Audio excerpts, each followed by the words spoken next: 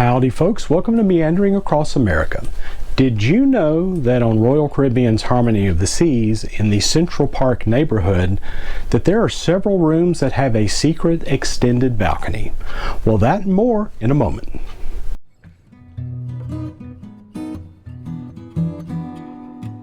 In June of this year, 2022, we went on a cruise on Royal Caribbean's Harmony of the Seas and stayed in a balcony room in the Central Park neighborhood of Harmony of the Seas. Well, we specifically went to this type of room because we had a room and we needed a room directly next door for my teenage children, my two teenage boys, and they had the room directly next door. Not a connecting room, but a room that was directly next door to us on the Harmony of the Seas. Well, we were able to take the balcony partition between us out of there, and we were able to, in effect, have a double balcony from that point of view, where we could go to their room, they could come back to our room, and we were able to utilize the room much like you would a normal connecting room with a door within the room. Well, when you look at these rooms, they're fairly minimalistic. When you're speaking about the Harmony of the Seas, most of the rooms, it's a little bit different than some of the Oasis class ships. I've been on Allure and I've been on one other, but Harmony of the Seas has a very simplistic, kind of reminds me of like a Home 2, a True, some of those types of Hilton brands where they are very minimalistic and sharp corners and so forth. But then when you go in, of course, you can either have your bed together or have them separated. In some cases, the bed will be near to the door of the balcony. In other cases, that bed will be near to the bathroom. Well, in the boys' room, this room, with the bed was near to the window. And in this case, the beds were separated and the table was placed in the middle of them. This table, very minimalistic, very small type of table for that concept. Also, on the other side where there was the little couch, there were two wardrobes on both sides. These wardrobes took the place that on other Oasis ships you will see them have kind of a closet near the front door that you can open and close. These have two different wardrobes, and I'm not saying these are better or worse, but that's the concept. I don't really care for them that much, but that's what's there. You can put things in those, you can put the suitcases under the bed, you can do all that and really function fairly well. The bathroom again is your small, normal bathroom on a cruise ship. It did have a glass door in the shower. The door was still curved, it was still small, but at least it was a glass door instead of that fogged in type of door that you really can't see out. For those of you that may be claustrophobic, to me the glass door is probably a little bit better in those situations. The one other thing that I will note related to the interior of this room is that if you have the beds together, they put these itty bitty little tables, and I mean it's very, very small on both sides of the bed. Well, my wife uses a sleep machine, and because she uses a sleep machine, she needs something a little bit bigger than this to even put it on top of.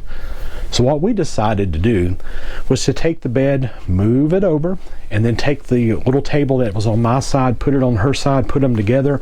And instead of an itty bitty little table, you still had a larger, still itty bitty little table that she was using for her sleep machine. But it did serve the purpose. Something that you all should know if you're going on with something like this that you use on a regular basis. Also, even though we didn't have the greatest room attendant, they did provide us with an extension cord, finally, after kind of begging for it. And this extension cord reminded me of something, maybe you're doing Christmas lights outside, you know, the big green cords or the big orange cords. That's the type of cord it was, and maybe even a little bit larger. It was a yellow cord in this case. But it was something they brought to us and said, well, will this work? Well, of course it will. We plugged it in on the other side of the bed where the extension was. We drug it under the bed, plugged the sleep machine in it, and then we had to take all the remaining items and kind of just shove it under the bed. There was some remaining items there to be shoved under the bed. You just think about maybe in this case it wasn't maybe a 50-foot cord, but we're probably talking about a 20 to 30-foot cord that we're shoving all underneath there with our suitcases and with everything else. So something else that we had to consider in that room. But overall, basic room, it was fine on this given ship, Harmony of the Seas. But overall, the major key feature to this room, which is a balcony room overlooking the Central Park neighborhood. Central Park, the area below that has the Park Cafe, that has the various trails where the Rising Tide Bar comes up to, Jamie's Italians contained on the ship, and all those various areas and little shops, all of that's on deck 8. So deck 8, deck 9 is largely, I don't think there's any balcony rooms. There's balcony rooms on deck 10, 11, 12, and 14 overlooking Central Park. Well, we stayed on deck 12, and I'll have to get my little cheat sheet here related to the room number. We stayed in room 12629 in the Central Park neighborhood. Okay, the reason we got this room is we could get a room directly next door. Again, it wasn't a connecting room, but we also got room 12631, and this is the room that my children stayed in. So they had that room, we had room 12629. We could remove the partition and share the balcony. Great.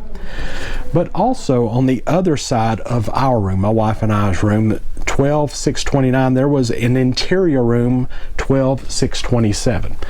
And I'm going to put the picture up of the floor plan right now, or of the overall plan of the ship right now.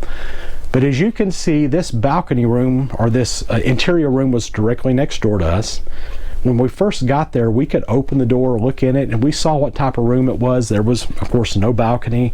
The room was pressed directly against the wall. It was much narrower than the room that we even had. So I could see the basic concept of that. But on the other side of that interior room was still a portion of a balcony. So if you're staying in the room like we stayed in, 12629, what you actually see, or what you actually have, is a double balcony. Your room plus the balcony that's related to that interior room. So it is a double balcony. On that double balcony, we had a lounger, we had a table, we had 2 chairs. Now, looking across at others, there's a total of 8 of these in the Central Park neighborhood, but the ones across the way, all of them had 2 loungers, and they still had the table and 2 chairs. Now, I would have complained about this if I would have enjoyed being out there on that balcony, but as we'll tell you here in a moment, really wasn't that enjoyable being out on that balcony. But for all intents and purposes, when we removed the barrier between the boys' room and our room, plus this little extra area, we had the room from 3 balconies that we could have access to during our cruise. Now, what I'm going to put up right now are just the examples of all the floors. We can see on floor, or on deck 14, this same concept of these double balconies are taking place on rooms 14229 and 14629. On the floor, or the deck that I stayed on, room 12229 and 12629, our room. Below us on deck 11, 11229, 11629. And then down on floor 10, deck 10, room 10229 as well as 10629. So you have 8 different options to have this double balcony. What we found is that a lot of the time, the people across the way, we could see as plain as day, were doing the same thing we were doing. They were, one of the people had the room, mainly the adults had the room like we did, that could have the double balcony. And apparently there were children right next door, because almost everybody had that little partition removed, and you could see people moving between the rooms. It was kind of fun to watch, kind of good to see, because you could see all those folks were doing the same thing that we were doing. So I'd say that's probably one of the big pluses for this, is being able to have the 2 rooms, being able to have kind of connecting rooms, and being able to utilize that in this way. Now, Central Park is not specific to that type of situation. You can do that in an ocean view suite or ocean view room. You can also do that in a boardwalk type of balcony as well. You can remove that partition. So it's nothing specific, but it was really good here because you had the double balcony and really could take the 2 rooms and turn it into a triple balcony for those purposes. So overall, you have a balcony. You have a big balcony that you can use. You can look out and see Central Park, okay? You can look above, and you can just kind of see heads and things, but they're above deck 14. And in fact, if you notice over on deck 14, some of those areas didn't have rooms, and that's because a pool went down into that portion. So the pools were really up on deck 15, and those pools were there, and there was noise from those pools, but you would expect that. There was a band that would come in and play in the middle that was almost above our room that you would hear in the middle of the day, but in all honesty, during the day, either we were going to be out doing something. We weren't in the room for the most part having to worry about the noise during that time of day. Okay, now that you have seen our room, now that you have heard us discuss the room, I'm going to talk about the good and the bad of our room, the good and the bad of these specific Central Park rooms, and our rooms specifically. So I'm going to go through several different items. Sadly, most of the items are probably more negative than positive. But the first thing, though we had a balcony, it was extremely stuffy. Okay, it's June. Yep, it's going to be hot. It's probably the mid-90s many days, so it's going to be warm wherever you're at, if you're on top, if you're on the bottom. But what we noticed on this specific area on deck 12 of Harmony of the Seas in Central Park is that there was very little airflow, day or night, which was strange because you would go down to deck 8 where you could walk through Central Park, and there was wind blowing and it was a waving, and it was always a deal of, why is it so windy down here but no wind is going on up there 3 floors above us, or whatever it is above us, 3-4 floors. It was always kind of strange. Therefore, it was so stuffy. The next thing, it was so stuffy that you really didn't want to go out there. Even though you had this bigger balcony, you had more space. For the most part, it was so hot, so stuffy, so miserably hot that you didn't want to go out there. Keeping that into consideration, maybe it would be different if it were December, January, February. It'd be at a cooler time of year. Maybe the average temperature during the day would have been in the mid-70s, around 70. Maybe at that time it would be better to get one of these Central Park rooms, but in June, July, August, I'm telling you, it is stinking hot and the airflow isn't going down. So that's one thing to consider. Also, people warned us about there possibly being a peep show across the way. What they were saying is that people in this area tended to keep their blinds open when they would leave the room, come back to the room. And we never really experienced this issue or having a problem with this on our own, but I could see maybe where it would be an issue for some folks. When I'm looking across at the rooms across from me, it was the same type of room. It was like a mirror situation. They had the room that had the double balcony, and in many of those cases they had children in the room next to them. They always tended to have their blinds closed. It didn't really seem to be a problem in anything that I saw related to my cruise. But I can understand, because you're looking across, it's not the most comfortable thing even being out there then, because even if you're sitting on the balcony and it was comfortable enough, there's people right across from you that you're kind of staring at sometimes if you're not reading a book, if you're looking around, which is kind of odd. I could see this being very similar in the boardwalk, but with the boardwalk, the difference would be you could see that, but you could also really look at the carousel, maybe look at the water show, even look out beyond your room on a boardwalk balcony room and see the ocean if need be. Another thing that people warned us about was the noise.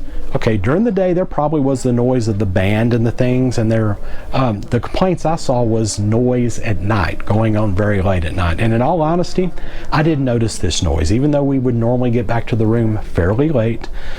We were around this area, we were in the Central Park area, we were above, we would come to and from the room, and we didn't notice a lot of music being played, that live music that would be very disturbing. We didn't notice a lot of people gathering down there and being very loud and disturbing this area. So as far as noise was concerned, during the nighttime, we didn't see issues with this. It was mainly during the day, times where you would normally be awake out doing anyway. So that noise really wasn't a major issue here. And overall, though being out there was very stuffy, you really didn't want to be out there often, when you would go late at night, to me that's one of the strange advantages of this room if you wanted to be on a balcony later. If you're on the balcony over on the ocean view type of balcony rooms, generally speaking, you're in the dark. Maybe you can see land way in the distance. Maybe you can see some things like that. But when you're in this room, you felt like you were still on the ship, part of the ship. You could see lights. You could see the lights above from the pools, from the side of the elevators. Below in Central Park, all the beautiful trees and the lights they had there. You could see the Rising Tide bar coming up and down. The Trellises bar was still all lit up. So it was kind of cool to spend a little bit of time out there at night. But even then, it was so doggone stuffy, we didn't want to really spend too much time out there on the balcony even then. So the bottom line, there's been a lot of people ask us, would we stay in this type of room again? And I would say, if I'm wanting to be honest with you, probably not. I'm not going to go looking for this room again unless it was so substantially lower than either a boardwalk type of balcony room that we want to try, we haven't tried yet, or an ocean view room. Ocean view we would always like to have if at all possible. I know some of you are saying, I'm an interior person, more power to you. I prefer to have that ocean view if at all possible. I like going out and sitting on the balcony, watching things go by, taking videos of things going by, seeing us going into port and out of the port. That's one thing we did miss from this interior type of balcony room that you don't get to experience as such. So that's one thing to consider there. How much of a price difference would we need to consider to make this change to this room? I'm going to say a substantial amount. I'm talking $400 or $500 difference between this room and an ocean view room, and most of the time it's not that big of a difference. Most of the time it's a couple $100. To me, I would rather spend the couple $100 more, get the true ocean view balcony, and enjoy the views, and enjoy, amazingly enough, the wind and the airflow that you get over there. At least you could stick your head, over, look at the waves going by, looking at things going by. You could feel the wind. While in Central Park, it was dead air. It was so doggone stuffy in the middle of summer. So folks, that is our honest view of these Central Park balcony rooms, specifically related to this double balcony room and the room we had next door to us. But I would suspect it would be very similar in the other Central Park balcony rooms. Maybe if you're a little bit closer to that ground, maybe you'll have more of a wind. But overall, it just seems to be a stuffy area. Yes, you get a balcony, but in reality, we didn't get much use of it really at all, because of just the stinking hot temperatures. So maybe in December, January, February, may be better for a period like that. So folks, thank you all so much for watching. We have all different sorts of videos. I know we have over 20 related to this cruise on Harmony of the Seas, so consider subscribing and looking them up. And until next time, happy meandering.